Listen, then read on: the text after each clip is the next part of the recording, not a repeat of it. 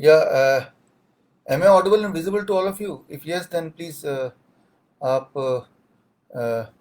Comment कीजिए so that I can start again.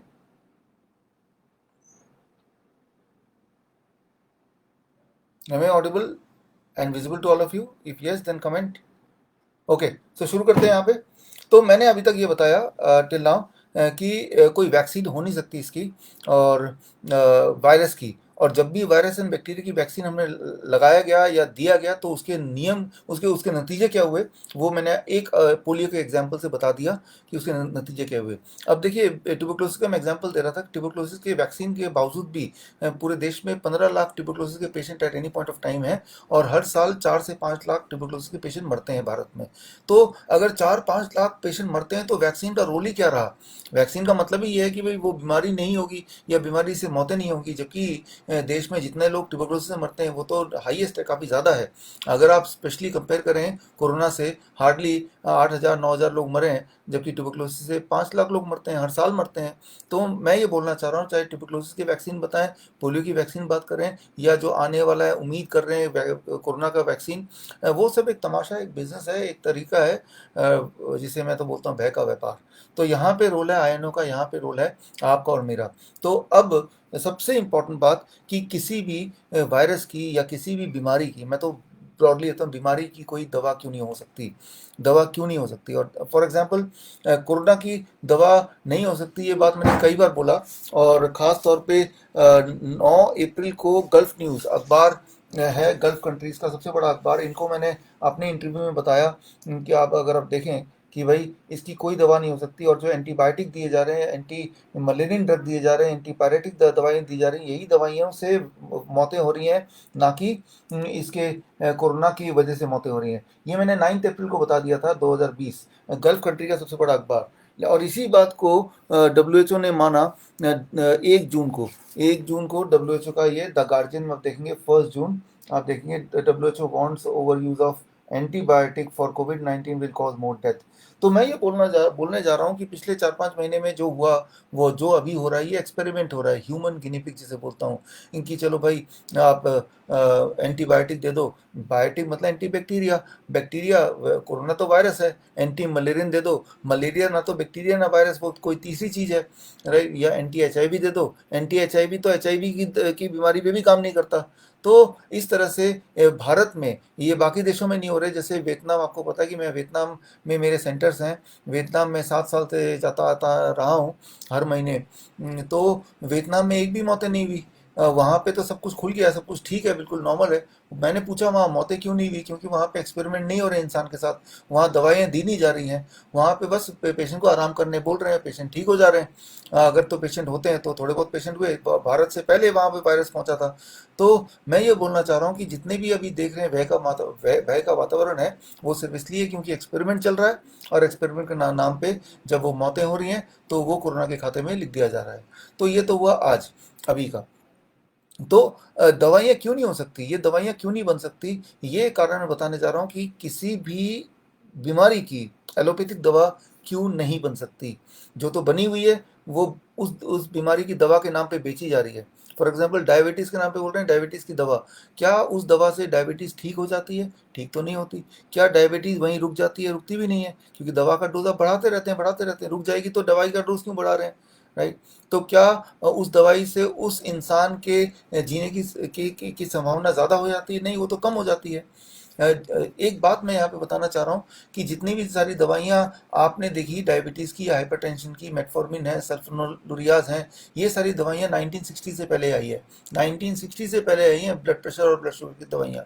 जबकि जो रैंडमाइज कंट्रोल ट्रायल है, रैंडमाइज कंट्रोल ट्रायल का साफ मतलब ये है कि अ, ये दवाइयाँ इंसान के लिए ठीक है कि नहीं है, इसको पहले चेक करते हैं। Randomise control trial, randomise control trial 1962 में आया था, 1962 में। और सारी दवाइयाँ, मैक्सिमम दवाइयाँ जो अभी हम ले रहे हैं वो 1960 से पहले की हैं। तो जब रैंडमाइज कंट्रोल ट्रायल का नियम लागू हुआ, उससे पहले अधिकतर दवाइयाँ मार्केट में ऑलरेडी थीं। और उसके बाद उन्हीं दवाइयों के ऊपर जब रैंडमाइज कंट्रोल ट्रायल हुआ, फॉर एग्जांपल डायबिटीज़ की जितनी भी दवाइयां हैं उन पे रैंडमाइज कंट्रोल ट्रायल का नतीजा आया 1970 के बाद। UK PDS trial, accord trial, advance trial, अभी 3 साल पहले VADD ट्रायल, ये सारे के सारे ट्रायल एक ही बात बताते हैं कि ये जो दवाइयाँ हैं डायबिटीज़ की, इससे ब्लड शुगर तो घटता है, लेकिन इंसान के मरने के चांसेस बढ़ जाते हैं। ब्लड शुगर घटता है, इंसान के मरने के चांसेस बढ़ जाते हैं। तो ये कोई डायबिटीज़ की दवा तो नहीं हुई। दवा तो वो होती है जिससे इंसान के ज़िंदा रहने की संभावना बढ़े, ना कि मरने की संभावना बढ़े। तो इसीलिए 6 मार्च 2018 में डायबिटीज़ के जो गाइडलाइन है वो बदल दिए गए। एसीपी गाइडलाइन मैंने अपने पहले वीडियोज़ में बहुत बार बता चुका हूँ, इसलिए इसको नहीं बताऊँगा यहाँ पे। लेकिन वो गाइडलाइन पेशेंट तक पहुँचने ही नहीं दिया डॉक्टरों ने, क्योंकि वो गाइडलाइन का पेशेंट तक पहुँचने का मतलब डॉक्टर की दुकान बंद। तो मैं यही बताना चाह रहा हूँ कि किसी भी बीमारी की दवा नहीं बन सकती, और दवा के नाम पे जो भी केमिकल आपको दिया जा रहा है उससे ऐसा लग रहा है कि वो दवा है, but at the cost of making you more sick, at the cost of killing you. जैसा कोरोना के साथ अभी हो ही रहा है कि ऐसा लग रहा है कि कोरोना की दवा दे रहे हैं। देखिए अभी देखिए, आपको पता है कि 3 लाख, 4 लाख, 15 लाख, 16 लाख, 20 लाख रुपए एक एक कोरोना पेशेंट से लिए जा रहे हैं हॉस्पिटल्स में। लेकिन पेशेंट से ये तो पूछो, हॉस्पिटल से पूछो कि इसके इलाज के नाम पे आप दोगे क्या? कोई दवा तो है नहीं, कोई वैक्सीन भी नहीं है, तो दोगे क्या आप? किस चीज़ के आप पैसे ले रहे हो? अगर बेड के पैसे ले रहे हो तो 5 स्टार होटल में जाके रहेगा वो।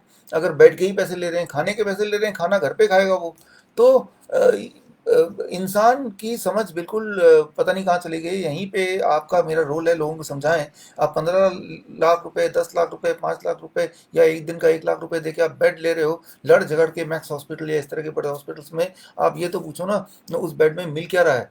राइट, आपको सोना है तो घर पे सो सकते हो, लेकिन उसमें ऐसी कौन सी जड़ी बूटी आपको दे रहे हैं, अमृत दे रहे हैं जिससे आप ठीक हो जाओगे? एक्चुअली उनके पास कुछ भी नहीं है, और जो भी वो देंगे उससे आपके मरने के चांसेस बढ़ेंगे ही बढ़ेंगे, घटेंगे नहीं। ये मैं ऑन रिकॉर्ड बोल रहा हूँ, राइट, ये लाइव चल रहा है। तो ये यहाँ पे कोई भी डॉक्टर चाहे तो मुझसे डिबेट कर सकता है। I have all the evidences. आपको एविडेंस चाहिए तो आप सिर्फ इतना कीजिए, विश्वरूप.com, BISWAROOP.com/कोरोना, इतने इसमें जाएंगे तो सारे एविडेंसेस मिल जाएंगे, मेरी कोरोना पे लिखी किताब मिल जाएंगे, मेरे सारे वीडियोस मिल जाएंगे जो यूट्यूब ने, फेसबुक ने, ट्विटर ने डिलीट कर दिए। और सारे सबूत जब मिल जाएंगे तो जनता की आंखें, आपकी आंखें ज़्यादा खुल सकती हैं।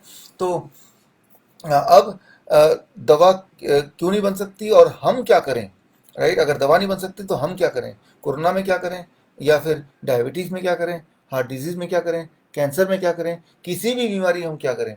बस एक बात समझ लीजिए, सारी बीमारी आपको समझ आ जाएगा। मैं सिर्फ एक बात बताऊंगा आज, उससे सारी बीमारियां, वो लाइफस्टाइल बीमारी है तो समझ आ जाएगी, वो इन्फेक्शियस डिजीज है तो समझ आ जाएगा। दो ही तरह से इंसान बीमार पड़ता है, तो दोनों बातें आपको समझ आ जाएंगी सिर्फ एक शब्द में बताऊंगा उससे। तो अगला 1 मिनट बड़ा कीमती है, क्योंकि उसी एक मिनट में मैं वो एक शब्द बताने वाला हूँ। तो अपना सारा ध्यान, सारा फोकस अपने स्क्रीन पे रखिए, ताकि वो एक शब्द आप समझ पाएँ, और इसी में सारा खेल छुपा हुआ है। तो वो एक शब्द है गोल्डी लॉक जोन। आप देखिए, इसे कहते हैं गोल्डी लॉक जोन।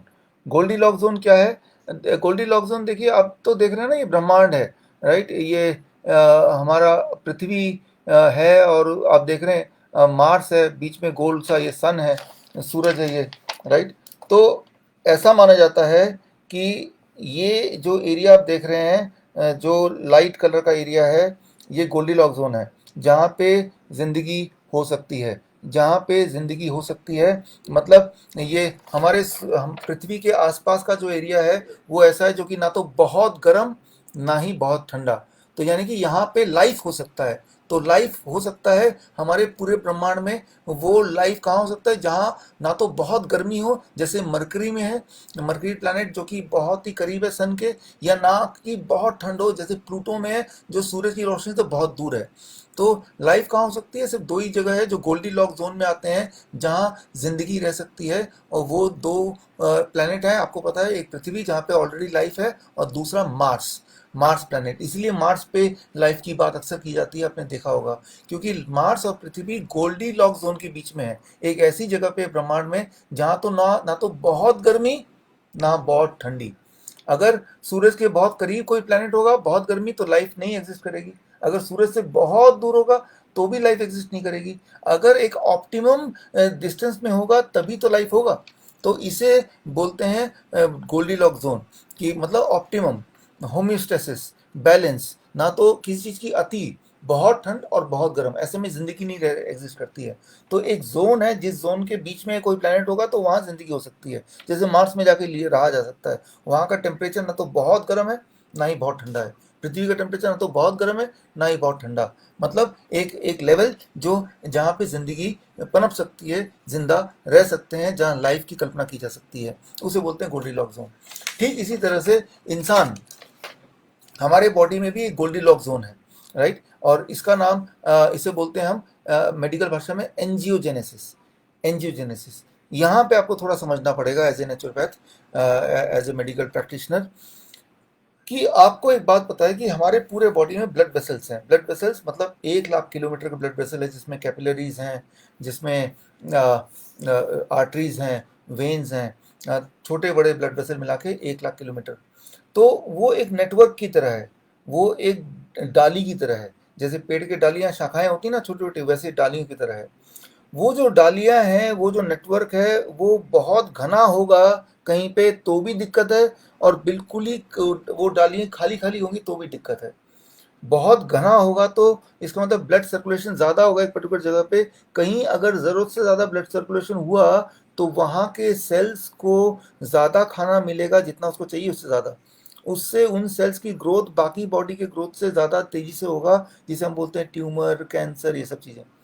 ठीक, तो यानी कि हमारे बॉडी में बीमारी पनपेगी। ठीक उसी तरह से कहीं अगर ब्लड वेसल्स कम है, यानी कि नेटवर्क कम है, खाली खाली सा है, तो वहाँ ब्लड सर्कुलेशन पुअर होगा, यानी कि वहाँ के आसपास के सेल्स को ठीक से खाना या ऑक्सीजन नहीं मिलेगा, तो वहाँ पे सेल्स मरने लगेंगे, जैसे कि हार्ट डिजीज में होता है, जैसे कि हार्ट अटैक में होता है, जैसे कि ब्रेन स्ट्रोक में होता है। तो मतलब ये इसे बोलते हैं Goldilocks zone of human body, ना तो बहुत घना ब्लड वेसल्स, ना ही बिल्कुल खाली खाली ब्लड वेसल। टहनियाँ हैं हमारे ब्लड वेसल्स, और टहनियाँ ऐसी कि जो बिल्कुल बैलेंस, गोल्डी लॉक जोन, ना बहुत ज़्यादा ना बहुत कम। बहुत ज़्यादा होने से कैंसर, ट्यूमर, इस तरह की चीज़ें हैं, और बहुत कम होने से हार्ट डिजीज, ब्रेन स्ट्रोक, इस तरह की चीज़ें हैं। तो बीमारी दो ही तरह से हो सकती है। अगर किसी भी सेल का पोषण ज़रूरत से ज़्यादा हो तो बीमार पड़ता है, किसी भी सेल्स का पोषण, उसमें supply of food and oxygen ज़रूरत से कम हो तो भी हम बीमार पड़ते हैं। इंसान, कोई भी जंतु, दो ही तरह से बीमार पड़ता है इस दुनिया में, और वो एक है कि किसी भी सेल को supply of food and oxygen and blood ज़रूरत से ज़्यादा होगा तो बीमार पड़ेंगे। किस तरह की बीमारी? ट्यूमर हो जाना, सिस्ट हो जाना, पॉलिप्स हो जाना, कैंसर हो जाना, राइट, सो एप्सिस हो जाना, एक्स्ट्रा ग्रोथ हो जाना, या फिर कहीं पे अगर ज़रूरत से कम अगर ब्लड सप्लाई हो, तो जैसे हार्ट डिजीज़ में होता है, जैसे ब्रेन स्ट्रोक में होता है, हार्ट अटैक में होता है। तो ये दो तरह से इंसान, किडनी फेलियर में होता है। तो दो ही तरह से इंसान बीमार पड़ता है, कम सप्लाई तो बीमार, ज़्यादा सप्लाई तो बीमार। ठीक उसी तरह से जैसे ये गोल्डी लॉक जोन में ज़्यादा गर्म जगह पे अगर किसी जंतु को रख देंगे तो वो मर जाएगा, और बहुत ठंड में कोई जाएगा तो ही मर जाएगा। तो एक रेंज ऑफ टेम्परेचर में इंसान या कोई भी एनिमल जिंदा रह सकता है, कोई भी प्राणी जिंदा रह सकता है। ठीक उसी तरह से हमारा जो ब्लड वेसल का जो नेटवर्क है, वो कहीं ज़्यादा घना होगा तो भी वो बीमार करेगा, घनत्व कम होगी तो भी बीमार करेगा। मेडिकल भाषा में इसे बोलते हैं एंजियोजेनेसिस।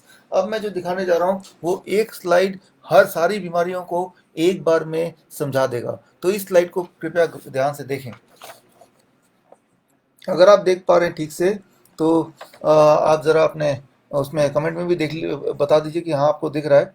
तो अब देखिए यहाँ पे कि अगर हम ब्लड वेसल्स कम होंगे, ब्लड वेसल अगर कम होंगे, यानी कि घनत्व कम होगा ब्लड वेसल की, जो बीमारियां आएंगी वो है heart disease, brain stroke, hair loss, erectile dysfunction, इस तरह से। कहीं अगर ब्लड वेसल ज़्यादा होंगे, हमारे पूरे बॉडी में ब्लड वेसल की जो घनत्व है वो ज़्यादा होगा, तो उसमें कैंसर, ब्लाइंड यानी कि अंधापन, ओबेसिटी, मोटा होना, इस तरह की बीमारियां आ जाती हैं। मैं आपको थोड़ा समझाता हूँ यहाँ पे। ब्लड वेसल अगर ज़्यादा होगा, राइट, जैसे आंखों के पीछे ब्लड वेसल ज़्यादा, आपने देखा होगा कई लोगों का आंखों के अंदर ध्यान से देखेंगे तो ब्लड वेसल्स दिखते हैं, तो उनको ठीक से दिखाई नहीं दे रहा। ब्लड वेसल ज़रूरत से ज़्यादा होगा तो अंधापन, ब्लड वेसल के बॉडी में ज़रूरत से ज़्यादा होगा तो फैट बनेगा, क्योंकि सेल्स को खाने को ज़्यादा मिल रहा है जितना चाहिए उससे ज़्यादा, तो फैट सेल्स मोटे होते जाते हैं। आपके एक मोटा आदमी के बॉडी में जितने सेल्स होते हैं आपके बॉडी में उतने सेल्स हैं, लेकिन उसके बॉडी के जो सेल्स हैं सारे सेल थोड़े थोड़े मोटे हैं, तो वो खुद भी बहुत मोटा बन गया। तो वो कैसे? सेल्स को फूड, ऑक्सीजन, ब्लड की सप्लाई ज़रूरत से ज़्यादा है तो मोटा हो गया। आँखों के सेल्स में सप्लाई ज़्यादा है तो अंधा हो गया। कैंसर सेल को सप्लाई फूड के ज़्यादा है जितनी चाहिए, तो वो कैंसर सेल फैलता जा रहा है, फैलता जा रहा है, फैलने को ही कैंसर कहते हैं। तो मैं ये बोलना चाह रहा हूँ कि जो बीमारी है, इंसान जब बीमार पड़ता है या कोई भी बीमार पड़ता है, बीमारी का एक ही कारण है, और वो है कि सप्लाई जो है जितनी होनी चाहिए उतनी नहीं है, या तो उससे ज़्यादा है या उससे कम है, ज़्यादा है और या फिर कम है। तो ये है बीमार पड़ने के कारण।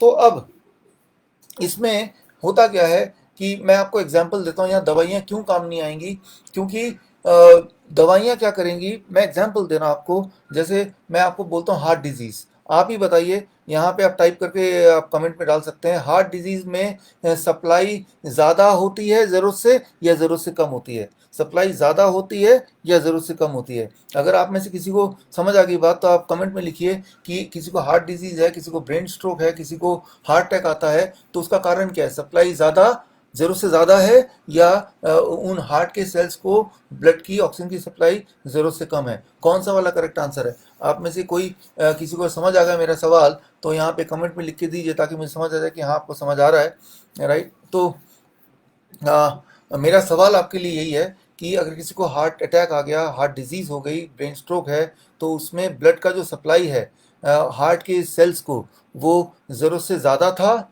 या ज़रूरत से कम था? Which one is the right answer? इनमें से कौन सा करेक्ट आंसर है? सो इसमें से आपके जवाब नहीं आ रहे हैं अभी भी, जवाब तो आ रहे हैं लेकिन वो जो मैंने पूछा उसके जवाब नहीं आ रहा। तो यहाँ पे जवाब मैं दे देता हूँ कि हार्ट के जो मसल्स हैं, हार्ट के मसल्स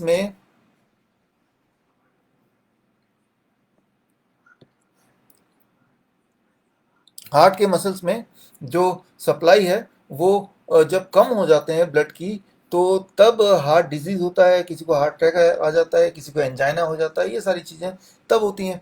तो अब इसमें करते हैं क्या है, हम अगर आप मेडिकल डॉक्टर के पास चले जाएंगे, आप हॉस्पिटल चले जाएंगे, वो एक स्टंट लगा देंगे, वो एक बाईपास सर्जरी कर देंगे। तो एक इम्पॉर्टेंट बात मैं आपको बताना चाहूँगा, ये सबसे इम्पॉर्टेंट बात है, ये कहीं पे किसी ने नहीं बताया होगा अब तक, आज तक किसी को भी आप में से। वो बात ये कि जब भी कभी हार्ट के पेशेंट को स्टंट लगता है या जब भी कभी हार्ट के पेशेंट को बाईपास सर्जरी होती है, स्टंट और बाईपास सर्जरी से क्या चाहते हैं, ताकि सप्लाई ऑफ ब्लड बढ़ जाए, यही तो इरादा है ना। तो स्टंट और बाईपास सर्जरी का इरादा क्या है, क्यों करते हैं, ताकि ब्लड की सप्लाई बढ़ जाए, राइट।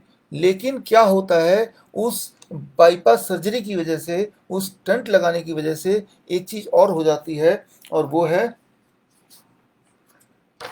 Collateral regression. इसे बोलते हैं कोलैटरल रिग्रेशन।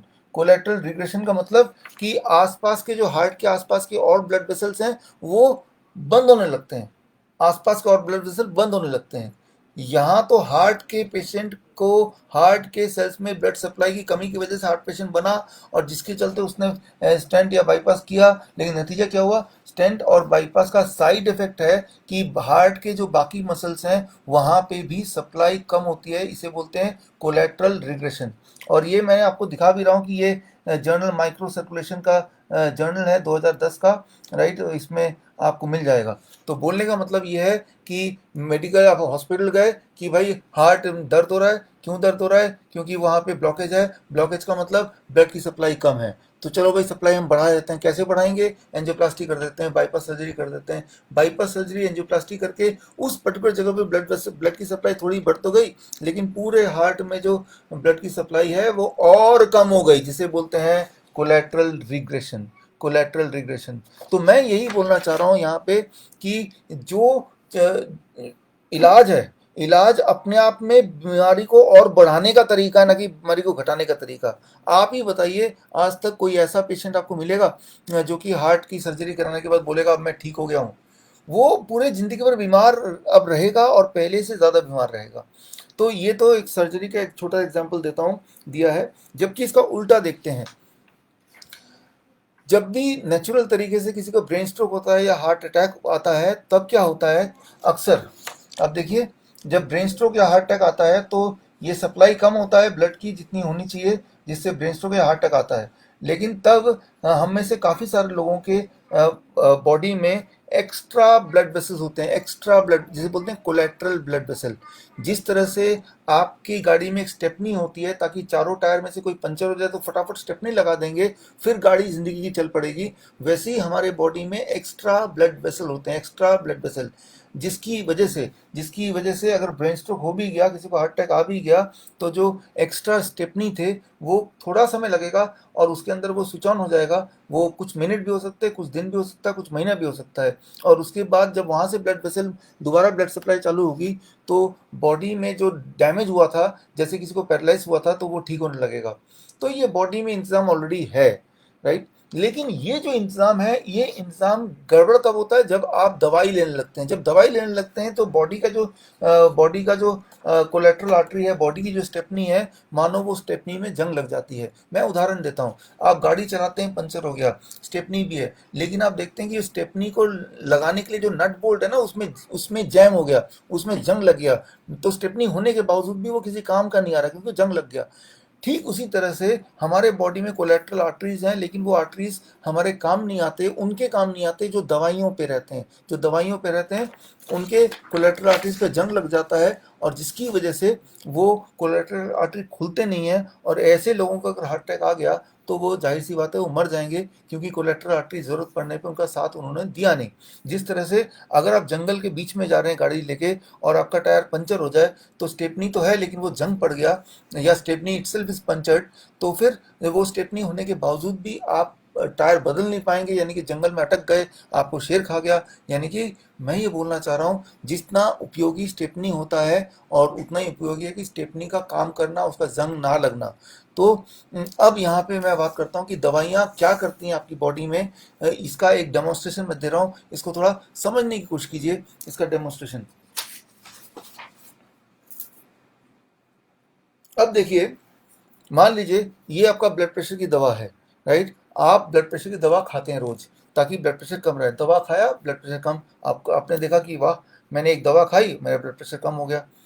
अब जब दवा खाते हैं तो मैं एक दवाई के नाम ले रहा हूँ, लिसिनोप्रिल, राइट। बहुत सारे ग्रुप ऑफ मेडिसिन है ब्लड प्रेशर का, उसका मैं एक उदाहरण ले रहा हूँ जस्ट आपको समझाने के लिए। जब ये दवा खाते हैं, ये कहाँ जाता है? आपके पेट में जाता है। लेकिन जब पेट में जाता है तो पेट और लीवर क्या करता है, इस दवाई में से इतना तो उसको उठा के टॉयलेट के माध्यम से बाहर फेंक देता है। इतना बाहर चला गया, मतलब पॉटी से बाहर चला गया, सिर्फ इतना ब्लड में जाता है, इतना ब्लड में जाता है। और ये जो मेडिसिन का इतना पोर्शन है, एक चौथाई पोर्शन, एक पांचवा पोर्शन, ये चीज आपके ब्लड ब्लड प्रेशर को घटाता है। तो अगर वही दवाई लिसिनोप्रिल इंजेक्शन के माध्यम से आपको देना है तो डॉक्टर इतना डोज नहीं देगा, डॉक्टर सिर्फ यही चीज़ इंजेक्शन से डालेगा। लेकिन डॉक्टर को पहले से ही पता है कि अगर मैं इसको खाने के लिए दूंगा दवाई, तो ये 3/4 यानी कि अधिकतर मात्रा तो पेट फेंक देगी और थोड़ा सा ही पेट आगे पास होने देगी, लिवर आगे पास होने देगी। तो जितनी डोज से आपका ब्लड प्रेशर घट रहा होगा, उससे 4 या 5 गुना ज़्यादा डोज आपको खाना पड़ता है। अगर वही दवाई अगर इंजेक्शन के माध्यम से लेना पड़े तो 1/5 या 1/4 हिस्सा ही काफ़ी होगा उतना ब्लड प्रेशर घटाने का। इसे कहते हैं फर्स्ट पास, मेडिकल भाषा में फर्स्ट पास। मतलब स्टमक से पास होकर ब्लड में जाएगा ना, तो स्टमक रोक लगा देता है, लिवर रोक लगा देता है। इसीलिए इतना बड़ा मेडिसिन अगर देंगे तो उसमें से इतना ब्लड में जाएगा, इतना तो गायब हो जाएगा, निकल जाएगा स्टूल के माध्यम से, राइट। लेकिन यहाँ पे बड़ी इंपॉर्टेंट बात नेचुरोपैथी के पेशेंट पार्टिसिपेंट्स को, आप में से जो नेचुरोपैथी के प्रैक्टिशनर है, आपको ये पता होना चाहिए कि आप कई बार बोलते हैं, हम कई बार बोलते हैं कि फास्टिंग करो। आप याद रखिए, जब फास्टिंग पे कोई चला जाएगा और तब वो पूछेगा कि डॉक्टर साहब फास्टिंग करूंगा, लेकिन जो डॉक्टर ने हमें, किसी और डॉक्टर ने जो दवाई दी है वो क्या करूं, तो आप सोचते हैं क्या बोलूं, दवाई खाते रहिए। अब उस दिन भी वो उतना ही दवाई खा रहा है जितना कि नॉर्मल डे में खाता है। याद रखिए, जिस दिन फास्टिंग होगी, पेट में कोई खाना नहीं होगा, उस दिन हमारा पेट, हमारा लिवर जो दवाइयों को रोक पाएगा वो सिर्फ आधी दवाई को रोक पाएगा, राइट। आधी दवाई रोक रोक पाएगा और आधी दवाई वो, सॉरी, ब्लड के माध्यम से आधी दवाई तो पेट के अंदर चला जाएगा। यानी कि आप ही बताइए उस दिन का ब्लड प्रेशर कैसा रहेगा? उस दिन का ब्लड प्रेशर काफ़ी लो हो जाएगा, काफ़ी लो हो जाएगा। नॉर्मली इतना पेट में जाता था जब उसका पेट रोज़ भरा रहता था, लेकिन आपने फास्टिंग करने बोला, लेकिन दवाई की आपने कोई भी गाइडलाइन नहीं दी, तो दवाई तो वो सेम ही ले रहा है, तो उस दिन उसका ब्लड प्रेशर बहुत कम हो जाएगा, बिकॉज एक्चुअली उस दिन उसके ब्लड में डबल मेडिसिन जा रही है, राइट। अब एक आखिरी बात और सबसे डेंजरस बात बताने जा रहा हूँ, वो ये कि आप अगर उसको बोलते हैं फास्टिंग भी करो लेकिन साथ में सिट्रस फ्रूट जूस भी पियो। सिट्रस फ्रूट जूस, मौसमी का जूस, संतरे का जूस, पाइनएप्पल का जूस। जब मौसमी, संतरे का, पाइनएप्पल का जूस वो बंदा पिएगा और साथ में दवाई पूरी की पूरी लेगा, तो मौसमी का जूस पेट के अंदर एक ऐसा माहौल पैदा कर देती है कि ये जो दवाई है बिल्कुल भी नहीं रुकती है पेट में, सीधा पूरा का पूरा ब्लड में घुल जाती है। तो ऐसे में उस दिन का ब्लड प्रेशर क्या हो जाएगा, बहुत ज़्यादा लो, हाइपोटेंशन। एक बात मैं बता दूं कि जो जितने भी हार्ट अटैक होते हैं दुनिया में, उसका कारण हाई ब्लड प्रेशर नहीं है, ज़्यादातर हार्ट अटैक का कारण है एक्सट्रीमली लो ब्लड प्रेशर। एक इंपॉर्टेंट बात दोबारा से रिपीट करता हूँ, दुनिया में जो हार्ट अटैक का जो मेजर कारण है वो हाई ब्लड प्रेशर नहीं है, मेजर कारण है low blood pressure. Low blood pressure से मौतें ज़्यादा होती हैं, लो ब्लड प्रेशर से कार्डियक अरेस्ट ज़्यादा होते हैं, लो ब्लड प्रेशर से ब्रेन स्ट्रोक ज़्यादा होते हैं, लो ब्लड प्रेशर से हार्ट अटैक ज़्यादा होती हैं। तो और लो ब्लड प्रेशर नेचुरली नहीं हो सकता, वो तभी हो सकता है जब आप कोई केमिकल लेंगे, जैसे मैंने उदाहरण दिया। राइट, तो मैं ये बोलना चाह रहा हूँ कि ये जो एलोपैथी है ना, इसकी जो मेडिसिन है वो मेडिसिन से किसी को उपकार नहीं हो सकता, क्योंकि आपको बोलते हैं डॉक्टर की रोज इतना डोज दे लो, क्योंकि डॉक्टर ने ये अनुमान लगाया कि रोज वो एक ही जितना खाना खाएगा। राइट, जबकि वो ऐसा है नहीं। कभी आप फास्टिंग पे, कभी खाना खाने का मन किया, कभी नहीं खाया। तो ये कोई साइंस नहीं है, ये एक approximate random hit and trial method है। एलोपैथी इसीलिए हिट एंड ट्रायल मेथड है। इतना तो आपने खाया, इतने में से कितना पेट में गया और कितना जाके ब्लड में घुलेगा उसका किसी को नहीं पता, भगवान को पता है। ये आपको तब पता चलेगा जब आप भगवान के पास पहुंच जाएंगे।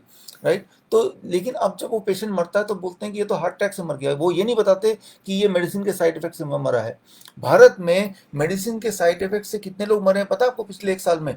0 लोग, 0। जीरो क्यों? क्योंकि भारत में ये कॉलम ही नहीं है कि साइड इफेक्ट से मेडिसिन को मरने वालों के लिए कोई कॉलम होता है, उनकी लेखा जोखा रखने की जगह ही नहीं बनाई भारत ने, छुट्टी कर दी। जबकि पूरे दुनिया में कैंसर और हार्ट डिजीज के अलावा तीसरा सबसे बड़ा कारण है इंसान के मौत का, वो है मेडिसिन के साइड इफेक्ट, जिसे बोलते हैं एक्ट्रोजेनेसिस, एक्ट्रोजेनेसिस, डेथ बिकॉज ऑफ एक्ट्रोजेनेसिस। तो लेकिन बाकी दुनिया में तीसरा सबसे बड़ा कारण अगर एक्ट्रोजेनेसिस है, मेडिसिन का साइड इफेक्ट है। भारत में एक भी इंसान नहीं मर रहा दवाइयों के साइड इफेक्ट से। कोरोना के दवाइयों से, जो कोरोना के नाम पे जो दवाई दी उससे एक भी इंसान नहीं मरा। अगर तो मरा तो बताइए कौन सा इंसान मरा है? तो एक भी इंसान का आंकड़ा नहीं दिया गया, तो जबकि बाकी देशों में तो आंकड़ा दिए जा रहे हैं। तो इसका मतलब ये है कि कुछ छुपाया जा रहा है, कुछ एक्स्ट्राऑर्डिनरी प्रमोट किया जा रहा है। राइट, तो यहीं पे आपका मेरा रोल है कि हम लोगों तक सच्ची बातें पहुंचाएं, आप सच्ची बातें पहुंचाएं, तभी तो फायदा है ना नेचुरोपैथी में रहने का। नहीं तो नेचुरोपैथी में रहने का मतलब क्या है? आप खुद नहीं अपनाएंगे, किसी को बताएंगे नहीं, तो कई बार तो डर के जिएंगे, लोग क्या सोचेंगे, तो वो तो फिर नेचुरोपैथी में रहने का फायदा नहीं। तो अब मैं एक आखिरी उदाहरण दे रहा हूँ जो आपको समझना होगा, वो ये एक सिंपल एग्जांपल दे रहा हूँ आपको समझाने के लिए, उसके बाद सोल्यूशन पे आऊँगा। सिर्फ आखिरी 2-3 मिनट समझाने के लिए, जो बहुत ज़रूरी है। वो सिंपल मैं ये बताना चाहता हूँ कि जिस प्रकार आप जब गाड़ी चलाते हैं तो एक एक्सीलरेटर होता है, एक ब्रेक होता है, जिस दोनों पे एक एक पैर रखा रहता है। तो आप एज ए इंटेलिजेंट ड्राइवर ये देखते हैं कि कहाँ पे कितना एक्सीलरेटर लगा रहा है और कहाँ पे ब्रेक लगाना है। तो ब्रेक और एक्सीलरेटर का जो बैलेंस है, वो बैलेंस अगर बिगड़ गया तो क्या होगा? एक्सीडेंट। तो एक अच्छा ड्राइवर वही होता है जिसको ब्रेक और एक्सीलरेटर का बैलेंस पता हो, ब्रेक और एक्सीलरेटर बैलेंस पता हो। इमेजिन कीजिए एक ऐसा ड्राइवर है जिसको सिर्फ एक्सीलरेटर दबाना आता है, ब्रेक दबाना आता ही नहीं है। या फिर कोई ऐसा ड्राइवर हो जिसको सिर्फ ब्रेक के बारे में पता है, एक्सीलरेटर पता ही ना हो। इन दोनों केसेस में ही गाड़ी जिंदगी की आगे नहीं बढ़ सकती। ठीक उसी तरह से हमारे बॉडी में भी कुछ इस तरह के मॉलिक्यूल्स होते हैं, उनका नाम है VEGF। हमारे बॉडी में भी इस तरह के मॉलिक्यूल्स होते हैं जिसका नाम है VEGF।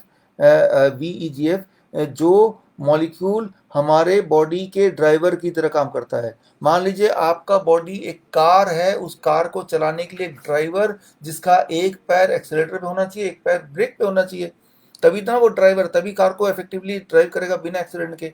तो हमारा बॉडी एक ड्राइवर है, और उस ड्राइवर के ब्लड वेसल्स कहाँ पे ज़्यादा होने चाहिए, कहाँ कम होने चाहिए, कितने होने चाहिए, ये पूरा जो कंट्रोल है, ब्लड वेसल का जो नेटवर्क, जिसे एंजियोजेनेसिस बोलते हैं, जिसे गोल्डीलॉक्स जोन बोलते हैं। कहीं ज़्यादा ब्लड वेसल होगा तो कैंसर हो जाएगा, कहीं कम कम ब्लड वेसल हो जाएगा तो इरेक्टाइल डिस्फंक्शन या ब्रेन स्ट्रोक हो जाएगा। तो वो जो बैलेंस बनाना है, एक्स की कितना ब्लड वेसल का घनत्व होना चाहिए, ये बैलेंस कौन बनाता है? ये जो बैलेंस बनाता है ताकि आप हार्ट डिजीज से भी बचें और कैंसर से भी बचें।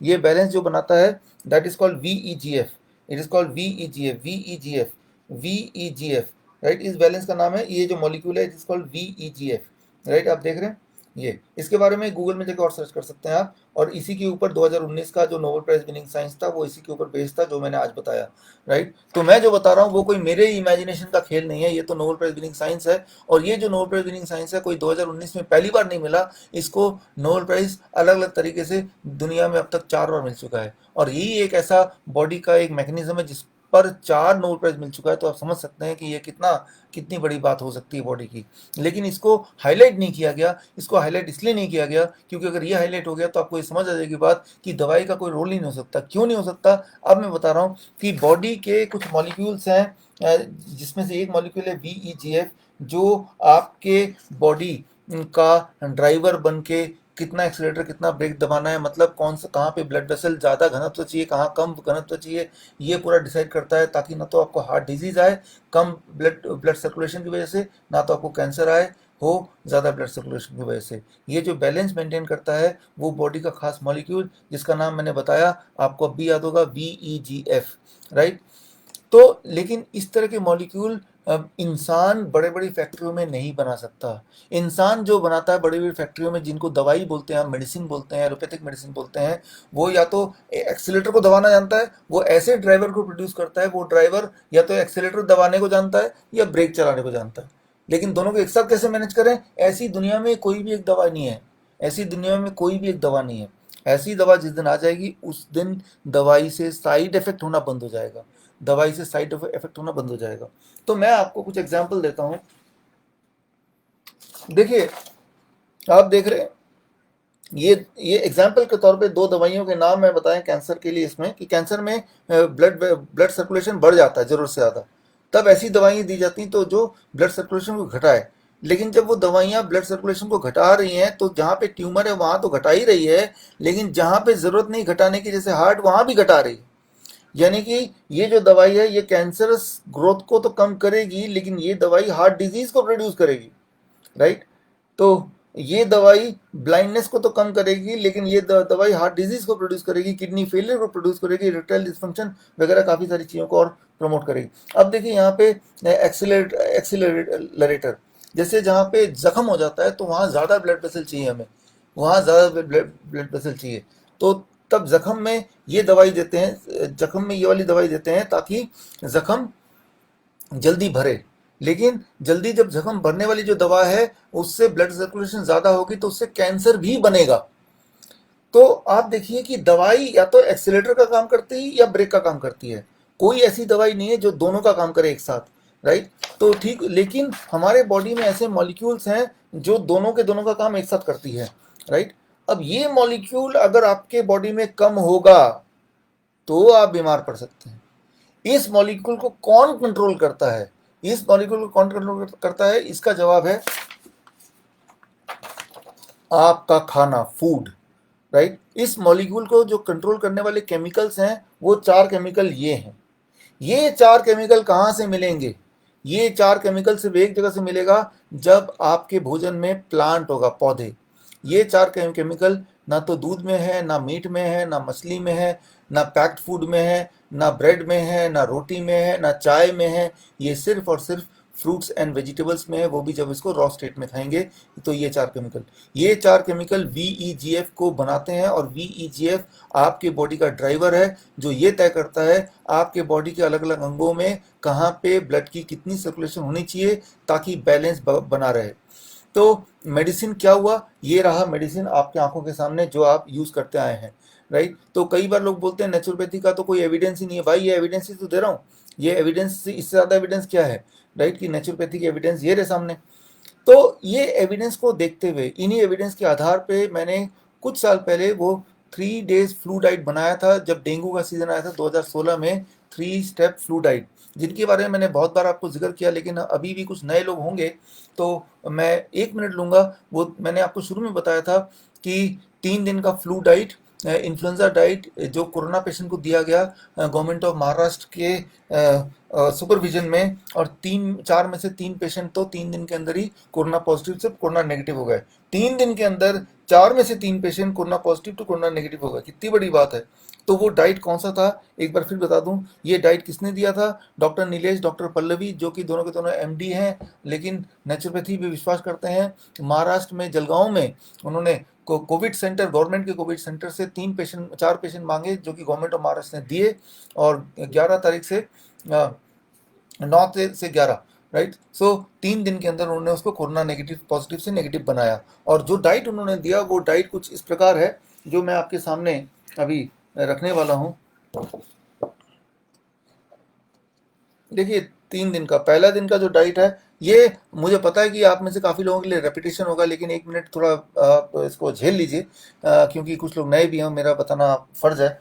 देखिए, 3 दिन, जैसे ही कभी किसी भी पेशेंट को फ्लू का सिम्टम आए, फ्लू मतलब कि कमजोरी लग रही है, फीवरिश लग रहा है, या फीवर आ चुका है, या सूखी खांसी लग रही है, हेडेक हो रहा है एक्सट्रीम, तो इमीडिएटली उसी वक्त से 3 दिन का डाइट लेना है। डे 1 में क्या करना है? डे 1 में आपका बॉडी वेट डिवाइड बाय 10, मान लो मेरा बॉडी वेट 60 kg है, डिवाइड बाय 10, दैट बिकम 6। 6 बड़ा ग्लास नारियल पानी और 6 बड़ा ग्लास 400 ml का ग्लास में मौसमी का, या संतरे का, या केन्नो का, या पाइनएप्पल का जूस, फ्रेश जूस, पैक वाला नहीं। और उसको छानना भी नहीं है, पीते वक्त 15 मिनट लगने चाहिए, धीरे धीरे। और कुछ नहीं खाना, कुछ नहीं पीना, पानी पी सकते हैं पहले दिन, कुछ नहीं खाना, कुछ नहीं पीना है।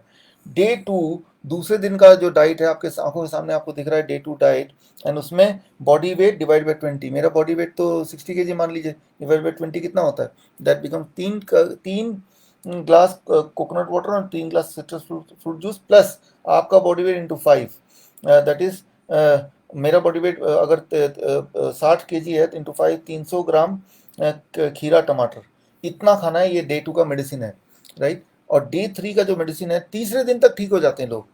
कोरोना हो, इन्फ्लुएंजा हो, H1N1 हो, डेंगू हो, चिकनगुनिया हो, it takes about 3 days only. तीसरे दिन 12 बजे तक तो आपका बॉडी वेट डिवाइड बाई 30, ये फॉर्मूला हो गया। That means 2 glass citrus fruit juice और 2 ग्लास कोकोनट वाटर 12 बजे तक खाना है। 12 बजे लंच में वही कल वाला फॉर्मूला, आपका बॉडी वेट इंटू 5, मेरे लिए तो 300 ग्राम खीरा टमाटर।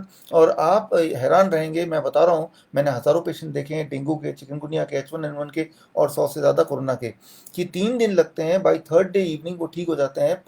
पॉजिटिव से नेगेटिव तो आ ही जाते हैं, बल्कि सिम्टोमेटिकली भी ठीक हो जाते हैं। इसलिए शाम का जो खाना है वो घर का भोजन रहेगा, घर का नॉर्मल डिनर रहेगा। तो ये 3 स्टेप हैं, और 3 स्टेप से हमने तो बहुत पेशेंट को ठीक किए हैं, भारत के बाहर भी, भारत के भी, और इवन गवर्नमेंट के सुपरविजन में भी अभी ठीक हुए हैं। आज ही उनकी रिपोर्ट आई है, मैंने आपको इस वीडियो के शुरू में बता ही दिया था। तो सोल्यूशन अगर है, तो या तो नेचुरोपैथी में सोल्यूशन है, जो कि मैंने आपको बताया, या आयुर्वेद में भी सोल्यूशन है। आयुर्वेद में इसलिए सोल्यूशन है क्योंकि आयुर्वेद की जो दवाइयाँ होती हैं, उस दवाई में एक्सीलरेटर और ब्रेक दोनों ही होते हैं, क्योंकि वो केमिकल को एक्सट्रैक्ट नहीं करते, वो सिर्फ उसको कंप्रेस करते हैं। इसलिए आयुर्वेद की दवाइयों में भी और होम्योपैथ की दवाइयों में एक्सीलरेटर और ब्रेक दोनों ही होते हैं। इसीलिए आपने देखा होगा, आप में से कुछ लोगों को मैं बता दूं, 31 मई को अखबार में आया था, 30 मई, 30 मई को दैनिक भास्कर में, कि भाई आयुर्वेद से करीब 586 को कोरोना पेशेंट ठीक किए। आयुर्वेद से 586 कोरोना पेशेंट ठीक कर दिए। लेकिन ये जो इतनी बड़ी खबर है, अगर ये प्रेस कॉन्फ्रेंस करके बता दिया जाता पूरे देश में, पूरी दुनिया में, तो मैं आपको बता दूं कि ये एक दिन लगता, पूरे दुनिया का ध्यान भारत के नेचुरोपैथी, भारत के आयुष मंत्रालय, भारत के आयुर्वेद पे होता, और पूरे दुनिया भारत से इंपोर्ट करते दवाइयाँ, आयुर्वेदिक दवाइयाँ, और बाहर अपने अपने देशों में हॉस्पिटल आयुर्वेद के, नेचुरोपैथ के खोल देते, जैसे कि मडागास्कर के साथ, अफ्रीका के साथ हो रहा है। लेकिन भारत ने इस न्यूज़ को दबा दिया। तो आपसे मेरी गुजारिश है कि इस न्यूज़ को लोगों तक पहुंचाइए, कि भाई ये इतनी बड़ी बात हो गई है, आयुर्वेद से ठीक हो रहे हैं, नेचुरोपैथ से ठीक हो रहे हैं, लेकिन ये बात एक न्यूज़ आइटम बन के फिर उसको दबा दिया गया। वाई? क्यों इसको जगह नहीं दी जा रही? क्यों? राइट। सो ये वाला सवाल तो आयनो उठा सकता है, ये वाला सवाल डॉक्टर आनंद बिरादर जी उठा सकते हैं, क्योंकि आपकी पहुंच तो पार्लियामेंट तक है, आपकी पहुंच तो आयुष मंत्री तक है, आपकी पहुंच तो प्रधानमंत्री तक है, हमारी पहुंच आप तक है। इसलिए मैं आपको बोल रहा हूँ कि देश को बचाना है, आयुर्वेद से इलाज कराना है, नेचुरोपैथी से इलाज कराइए। और एलोपैथी से इलाज हो नहीं सकता, एलोपैथी कोई मेरा दुश्मन नहीं है, लेकिन फंडामेंटल प्रिंसिपल क्या है कि एलोपैथी कभी एक्सेलेटर और ब्रेक को एक साथ लेके कोई दवा बना नहीं सकता। अगर एक साथ लेके दवा बनाएगा तो एक्चुअली वो आयुर्वेद दवा बन जाएगी, या वो नेचुरोपैथी बन जाएगा। इसलिए वो अलग अलग करके ही दवा बनाते हैं। इसलिए मैंने आपको बता दिया आज प्रिंसिपली साइंटिफिकली क्यों क्यों एलोपैथ से कोई दवा बन नहीं सकती, और जितनी दवा बनेगी उससे जब इलाज करेंगे तो इंसान को ज़्यादा नुकसान होगा, फ़ायदा कम होगा। इसीलिए आपने देखा कोरोना के कॉन्टेक्स्ट में जितनी सारी दवाइयों को ट्राई करते जा रहे थे, सिर्फ एक ही चीज़ हो रहा था, इंसान की मृत्यु दर बढ़ती जा रही थी। ठीक इसी तरह से डायबिटीज़ का मैंने एग्जाम्पल दिया, मैंने ब्लड प्रेशर वाला एग्जाम्पल दिया, कोई भी और एग्जाम्पल दे सकते हैं, या फिर कोई सर्जरी का एग्जाम्पल दिया कि इन सारी चीज़ों से सिर्फ एक ही चीज़ होता है, हमारे बॉडी का जो गोल्डीलॉक जोन है, एंजियोजेनेसिस है, वो बैलेंस बिगड़ जाता है। इसीलिए फंडामेंटली एलोपैथिक से ना तो कोई दवा बन सकती है, फंडामेंटली कोई वैक्सीन नहीं बन सकती, और बनेगी भी तो वो इंसान को नुकसान ज़्यादा करेगी। ये मैंने आज इस पूरे में आपको बता दिया। तो दो तरह से इंसान बीमार हो सकता है। एक तो आप बीमार पड़ सकते हैं जब कोई फ्लू हो जाए, कोई वायरस अटैक करे, बैक्टीरिया अटैक करे, तो उसको बाहर फेंकने के लिए वो 3 दिन ही काफ़ी होते हैं। मैं तो चैलेंज से बोल रहा हूँ, वो 3 दिन काफ़ी होते हैं। मैंने तो हज़ारों पेशेंट देख लिए, आपने ने भी ज़रूर देखा होगा क्योंकि आप भी प्रैक्टिशनर हैं। तो ये तो हुई एक बात। दूसरी बात, जो लाइफस्टाइल डिजीज के पेशेंट हैं, डायबिटीज़ के पेशेंट हैं, हार्ट के पेशेंट हैं, किडनी फेलियर के पेशेंट हैं, उनके लिए एक DIP डाइट, ये मैंने हज़ारों बार पहले ही बताया, अपने कई सारे वीडियोज़ में बताया, आपने कई बार सुना होगा, लेकिन 1 मिनट मुझे दीजिए, मैं जो लोग नए हैं उनको एक बार बता देता हूँ। अगर कोई डायबिटीज़ का पेशेंट है, हार्ट का पेशेंट है, ब्लड प्रेशर का पेशेंट है, तो जो डाइट मैं बताने जा रहा हूँ अगले 1 मिनट में, वो डाइट जैसे ही वो लेना शुरू करेगा तो डायबिटीज़ में 3 दिन लगेंगे ब्लड शुगर को कम होने में, यानी कि तीसरे दिन तक ब्लड शुगर की दवा उसको छोड़ना मजबूरी हो जाएगी भाई, और इंसुलिन को आधा टेपर करना जरूरत पड़ जाएगी, नहीं तो वो ब्लड शुगर बहुत लो हो जाएगा। 7वें दिन तक ब्लड प्रेशर की दवाई छोड़ना जरूरी हो जाएगा, नहीं तो ब्लड प्रेशर हाइपोटेंशन का पेशेंट हो जाएगा। 1 महीने में थायराइड की गोली को आधी करनी मजबूरी हो जाएगी, नहीं तो हाइपोथायराइड हाइपरथायराइड में कन्वर्ट हो जाएगा। तो मैं ये बोलना चाह रहा हूँ कि ये पावर है हमारे नेचुरोपैथी फूड में। मैं एग्जाम DIP डाइट क्या है, एक बार देख ही लीजिए। DIP डाइट 3 स्टेप का होता है। स्टेप 1, 12 बजे तक सिर्फ फल खाना है पेट भर के। कितना फल खाना है? आपका बॉडी वेट इंटू 10। मान लीजिए मेरा बॉडी वेट 70 kg है, इंटू 10 दैट बिकम 700 ग्राम तो खाना ही खाना है, कुछ और नहीं खाना है, ना पराठे, ना रोटी, ना चाय, ना बिस्किट, भूखे नहीं रहना है, फल खाना है और पेट भर के। और अगर आप डायबिटीज़ पेशेंट है तो मीठे फल खाने हैं, जैसे आम है, चीकू है, अंगूर है। आपने सही सुना, मीठे फल, जितने मीठे फल खाएंगे उतनी जल्दी डायबिटीज़ घंटों में गायब होगी। ये हो गया डे 1, ये हो गया स्टेप 1। स्टेप 2, जब भी आप लंच और डिनर के लिए बैठेंगे, 2 प्लेट लेके बैठेंगे, प्लेट 1 एंड प्लेट 2। प्लेट 1 में पहले कच्ची सब्जी रखेंगे, टमाटर, खीरा, मूली, गाजर, ककड़ी इत्यादि। कितना? आपका बॉडी वेट इंटू 5। मेरा body wait 70 kg into 5 that becomes 350 ग्राम। कम से कम इतना खाना है, इतना खाना है। उसके बाद छू सकते हैं प्लेट 2, जो कि आपके पसंद का फूड होगा। रोटी, सब्जी, दाल, चावल, उल्टा सीधा, पूरी भाजी सब डाल दीजिए, पेट भर के इसको भी खा लीजिए। मैं आपको बता सकता हूँ, जब ये खाएंगे ना 2-4 दिन बाद, आपकी भूख, आपकी मेटाबॉलिज्म इतनी बढ़ जाएगी कि ये आप बहुत ज़्यादा खा पाएंगे। तो मैं आपको कुछ छोड़ने नहीं बोल रहा, मैंने सिर्फ एक चीज़ ऐड किया, पहले मैंने ऐड किया। और सिर्फ मैं इतना बोलता हूँ कि 2 चीज़ों को अवॉइड कीजिए। एक तो पैक्ड फूड, बिस्किट, कोई भी चीज़ जो फैक्ट्री से आती है ना, बिस्किट ब्रेड छोड़ दीजिए। और एक एनिमल फूड, जो भी चीज़ जानवरों से निकलती हो, चिकन, अंडा, डेयरी प्रोडक्ट, दूध, दही, ये तो जानवरों से निकलती, छोड़िए। और स्नैक्स पे सला नट्स ले सकते हैं, स्प्राउट्स ले सकते हैं, फ्रूट्स पूरे दिन भी खा सकते हैं। धूप में बैठिए ज़रा 40 मिनट तक रोज, मजा आ जाए। तो ये आपको करना है, दिस कॉल्ड DIP डाइट। मैंने देखा अपने एक्सपीरियंस में, it has been now 12 years, कि जब भी इस डाइट पे हम किसी भी पेशेंट को रखते हैं, उसकी मजबूरी होती है कि वो दवाइयों को कुछ दिनों में छोड़ देता है। एंजाइना अगर है हार्ट में तो 1 महीना लगता है एंजाइना से ठीक होने में। अगर डायलिसिस का पेशेंट है, the moment he starts the diet, उसकी डायलिसिस की फ्रीक्वेंसी आधी रह जाती है। जो लोग हफ्ते में 1 दिन जाते हैं, वो 15 दिन में 1 दिन जाते हैं। जो हफ्ते में 2 दिन जाते हैं, वो हफ्ते में 1 दिन जाते हैं। अब इस तरह से इमीडिएट आपको असर दिखता है, इमीडिएट। और धीरे धीरे एलोपैथी से पीछा छूट जाता है। तो ये, तो अब आज के माहौल पे क्या करना है आपके लिए, आगे मेरे मेरे पास कुछ है वो मैं बताने जा रहा हूँ। अब मेरे ये क्लोजिंग का टाइम आ गया, अगले 1 मिनट में मैं क्लोज करूंगा। तो मैं ये बताने जा रहा हूँ कि देश का जो माहौल आप देख रहे हैं, लोग डरे घर में बैठे हुए हैं, उनके अंदर रियल थ्रेट है। उनको लग रहा है कि बाहर गोलियां बरसाई जा रही हैं, और जैसे ही बाहर निकलेंगे एक गोली उनको लगेगा सीधे, और वो डेड हो जाएंगे। और जब मरेंगे तो कंधा देने के लिए भी कोई नहीं आएगा। आफ्टर ऑल कोरोना से मर रहे हैं, अछूत बीमारी। तो दुनिया में कोई भी अछूत के नाम से मरना नहीं चाहता। इसलिए आपने देखा होगा, भारत में कोरोना डिटेक्ट होते ही कई लोगों ने तो सुसाइड कर लिया।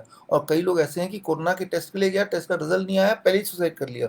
भारत की बात बता रहा हूँ, राइट। तो मुझे ऐसा लगता था कि मौत का डर सबसे एक्सट्रीम डर होता है, लेकिन अब मौत से भी ज़्यादा बड़ा डर एक डाल दिया गया दिमाग में, वो है कोरोना का डर।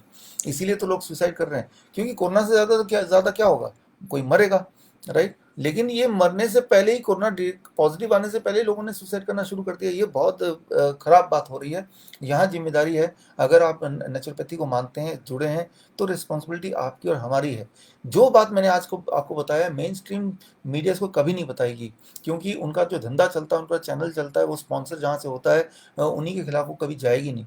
तो ये आप कर सकते हैं, मैं कर सकता हूँ, नेचुरोपैथी कर सकती है, जयप्रकाश जी कर सकते हैं, आनंद बिराजी जी कर सकते हैं, ये मैसेज लोगों तक पहुँचाना। तो फिलहाल अपने लेवल पे मैंने आज कुछ किया है, यहाँ मुझे आपकी सपोर्ट चाहिए कि 5 जून, जो कि पिछले हफ्ते चला गया, 5 जून से लेके अभी तक, तब हमने लॉन्च किया, इसे कहते हैं network of influenza care expert. अब देखिए, network of influenza care expert मतलब पूरे भारत में अभी मेरे पास 200 एक्सपर्ट मैंने खड़े कर दिए पिछले 3 महीने में, और जिनको जो इन्फ्लुएंजा एक्सपर्ट है, इन्फ्लुएंजा, देखिए कोरोना एक इन्फ्लुएंजा है। कोरोना का भय घटाने के लिए आप उसका नया नाम दीजिए, कोरोना एक इन्फ्लुएंजा है। जैसे H1N1 इन्फ्लुएंजा है, कॉमन कोल्ड इन्फ्लुएंजा है, वैसे कोरोना एक इन्फ्लुएंजा है, कोरोना एक फ्लू है। कोरोना कोई अलग जानवर नहीं है, ये फ्लू है। तो इन्फ्लुएंजा तो आते रहेंगे जाते रहेंगे। पिछले साल आया था H1N1, इस साल कोरोना, अगले साल हंटा। तो हमेशा के लिए एक सोल्यूशन मैंने बता दिया, और वो सोल्यूशन है network of influenza care expert. पिछले 3 महीने में मैंने 200 एक्सपर्ट तैयार कर दिए, जिनको कोरोना में या इन्फ्लुएंजा में या H1N1 में या किसी भी फ्लू की बीमारी में पेशेंट को कैसे नेचुरोपैथी से हैंडल करें, और उनकी अगर ब्रेथलेसनेस हो जाए, उनको इमरजेंसी में आ जाए तो क्या करें, वो सारी चीज़ें मैंने उनको अच्छी तरह सिखा दिया है। और ऐसे 200 हमारे एक्सपर्ट्स हैं, तो उनका नेटवर्क जो कि पूरे देश में फैले हुए हैं। अब मेरी आपसे गुजारिश है, पूरे देश में अगर किसी को भी कोरोना के सिम्टम आते हैं, किसी को भी इन्फ्लुएंजा के सिम्टम आते हैं, किसी का भी टेम्परेचर बढ़ता है, तो कहीं भागने की ज़रूरत नहीं है। वैसे भी आपने देखा कि गवर्नमेंट हॉस्पिटल हो तो वो दरवाजे पे ही इंसान दम तोड़ देता है, लेकिन हॉस्पिटल उसको अंदर छाँव में बिठाता भी नहीं है। और प्राइवेट लोग तो एक बाहर रेट लिस्ट लगा हुआ है, जैसे रेस्टोरेंट के बाहर लगा नहीं रहता है, ये मुर्ग मसाला और चिकन और ये सब चीज़ों का रेट लगा है, वैसे रेट लिस्ट लगा है। एक कमरे का रेट लिस्ट 50,000, साथ में वेंटिलेटर का रेट लिस्ट 1 लाख। तो वो सब के चक्कर में पड़े नहीं। तो आप घर में बैठें और ये विश्वरूप.com/NICE NICE, इसमें फॉर्म भर दें, और 2 घंटे के अंदर हमारे एक्सपर्ट का फ़ोन आएगा, और वो तब तक आपके साथ रहेंगे वर्चुअली, जब तक आप ठीक ना हो जाएं, चाहे वो 3 दिन लगें या 14 दिन लगें। 3 से 5 दिन में मैक्सिमम पेशेंट हमारे ठीक हो रहे हैं। एक नंबर भी दिया है, वो नंबर आप हेल्पलाइन नोट कर लीजिए, ताकि जिसके पास इंटरनेट ना हो, वो फ़ोन करेगा कि मैं बीमार हूँ, मुझे फीवर लग रहा है, मैं क्या करूँ? तो हमारे एक्सपर्ट आपको हैंडल करेंगे। आधी रात को भी अगर वो फ़ोन करेगा तो भी वो जवाब देंगे, और इनके उपाय नेचुरोपैथी में आपको पता ही है। और मैंने देखा है कि इसमें 100% सक्सेस रेट है। तो इस मैं 2 मदद माँग रहा हूँ। एक तो ये जो नेटवर्क हमने बनाया, ये फ्री सर्विस है, इसमें 1 पैसा किसी से नहीं लेंगे, चाहे कितने भी पेशेंट आएँ, चाहे उनको कितनी भी मदद करनी पड़े। 1 पैसा मैं किसी से नहीं ले रहा हूँ, ये free service for the nation है। तो मैं ये चाहता हूँ आपसे कि आप ये नोट कीजिए, और जब इसको लोगों तक पहुँचाइए कि पूरे दुनिया में या पूरे देश में हमारे भारतीय कहीं भी रहते हों, अगर उनको फ्लू का सिम्टम आता है तो बिल्कुल निश्चिंत होकर यहाँ पे हमें कांटेक्ट करें, मुझे कांटेक्ट करें, और 2 घंटे के अंदर, 2-3 घंटे में हमारे एक्सपर्ट्स उनको अलॉट हो जाएंगे। वो एक्सपर्ट्स उनको बताएंगे क्या खाना है, कितना खाना है, टेम्परेचर बढ़ गया तो क्या करना है, ब्रेथलेसनेस हो गई तो क्या करना है, और कैसे इस कोरोना के जाल से और कोरोना के डर के जाल से बाहर निकलना है। ज़रूरी नहीं कि जब भी फ्लू होगा तो कोरोना हो, वो डेंगू भी हो सकता है, वो H1N1 भी हो सकता है, कोई भी और हो सकता है, लेकिन हमारा आइडिया दोबारा हेल्थ को वापस लाना। तो एक तो मदद ये चाहिए। दूसरा, देखिए मेरे पास सिर्फ 200 एक्सपर्ट्स हैं, जबकि आने वाले दिनों में, इस महीने के अंत तक मुझे 1000 एक्सपर्ट की ज़रूरत है।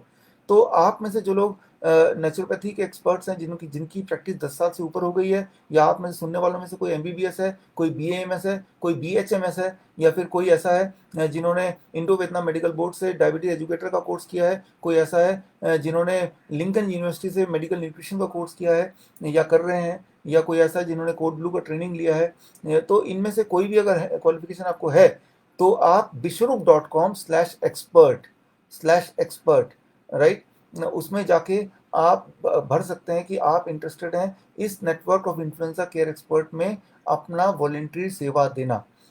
तो आप भी हमारे एक्सपर्ट लिस्ट में आ जाएंगे, और मैं आपको ट्रेनिंग दूंगा स्पेशल वीडियोस के माध्यम से कि आप कैसे हैंडल करेंगे किसी भी कोरोना के पेशेंट को, जिस तरह से डॉक्टर नीलेश पटेल और डॉक्टर पल्लवी पटेल ने पेशेंट हैंडल करके महाराष्ट्र के गवर्नमेंट के उनके सुपरविजन में उनको ठीक करके दिखाया।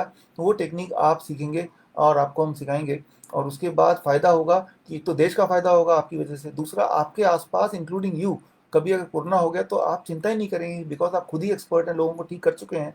तो आपको निश्चिंत होकर आप अपना भी इलाज कर लेंगे, अपने दोस्तों का कर लेंगे। तो ये एक मुफ्त सेवा है देश के लिए। देखिए अभी तो देश के सामान्य लोगों को ही आगे बढ़ना पड़ेगा, सेलिब्रिटीज़ भी बढ़ेंगे, बड़े बड़े बॉलीवुड के, मुझे पता है जब मूवी कोई रिलीज़ होगी उससे पहले तो वो अपने बिल से निकलते नहीं हैं। तो फिलहाल तो आपको और हमें ही आगे आके लोगों की मदद करनी पड़ेगी। आफ्टर ऑल हम इंटरनेशनल नेचुरोपैथी ऑर्गेनाइजेशन के लोग हैं, तो हमारा ही कर्तव्य है। और इतना बड़ा ऑर्गेनाइजेशन हमारे देश में है ही नहीं कोई, तो हमसे ज़्यादा अच्छा कोई और ये काम नहीं कर सकता। और ये काम सिर्फ अभी के लिए नहीं, आने वाले हर साल के लिए है। ये जो तमाशा है H1N1 का, डेंगू का, अब ये हंटा वायरस का तमाशा शुरू हो जाएगा, देखिएगा, ये तो चलता ही रहेगा। तो एक ही बार में एक ऐसा रोबोट सिस्टम बनाना, जो कि मैंने बनाया, nice NICE, network of influenza care expert, जिससे पूरे देश की जनता को फ्री में सेवा मिल सके उन्हीं के घर पे।